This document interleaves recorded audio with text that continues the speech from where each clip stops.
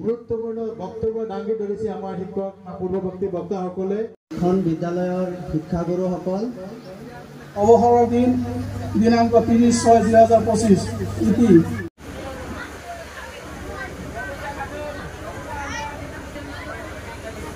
ভূমিকা পৰিছে কি ক'ব? কথা হ'ল মোৰ প্ৰায়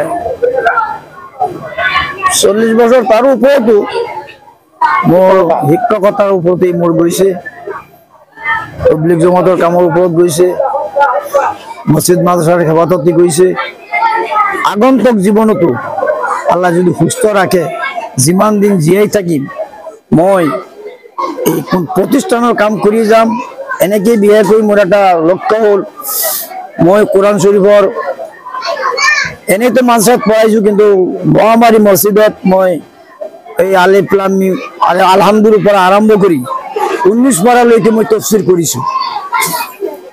11 পাৰা মোৰ বাকী আছে। এই 11 পাৰা তফসিৰ মই যিকোনো এঠাইত বহি মছজিদ মাদ্ৰাছাত য'তেই বহি মই এই 11 পাৰা তফসিৰ মই কৰিম। আৰু এনেকুৱা আছে কোনো মাদ্ৰাছাতো লাগি যাব পাৰোঁ, আলোচনা চলি আছে মাদ্ৰাছাত শিক্ষকতা কৰিবলৈ। যদি স্বাস্থ্য দিয়ে সেইবিলাকত লাগি তাতেও আমি বাকী সময়খিনি কটাব পাৰিম। আপোনাৰ যদি শিক্ষক শিক্ষক আপুনি সমাজখনে আপোনাক অনুসৰণ কৰে, যদি সমাজ আৰু আপোনাৰ প্ৰাক্তন ছাত্ৰ ছাত্ৰী দেখাওঁতে আপুনি কি ক'ব? আপুনি যিহেতু বিদায়ৰ বেলা কি থাকে? এইবিলাকে মই বৰ আনন্দিত, মই বৰ সন্তুষ্ট। মোৰ বহুত মৰণা আছে যিসকলে আজি বিভিন্ন ঠাইত কাম কৰি আছে। কাউমেৰী মাদ্ৰাছাত 5জন শিক্ষক আছে মোৰ ছাত্ৰ। মোৰ ছাত্ৰ BSc হৈছে, MSc হৈছে, হায়াৰ ছেকেণ্ডেৰীত কাম কৰি আছে, কলেজত কাম কৰি আছে, হাইস্কুলত কাম কৰি আছে, ME স্কুলত কাম কৰি আছে, সামৰিক বাহিনীত কাম কৰি আছে, পুলিচত কাম কৰি আছে। সেইবিলাক যেতিয়া আমি দেখোঁ তেতিয়া মনে কৰোঁ মই জীৱনত কিবা এটা কৰিছোঁ, মই জীৱনত কিবা এটা কৰিছোঁ বুলি মোৰ লাগে।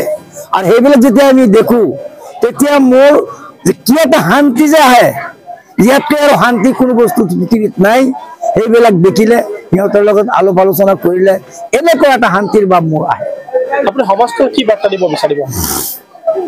যেহেতু আপুনি বিদায়ৰ বেলা আজি আগৰ পৰা আপুনি বিদায় লৈছে, গতিকে আপুনি সমাজখনক শিক্ষাৰ বিষয়ে কি বাৰ্তা দিব বিচাৰিব, কি ক'ব?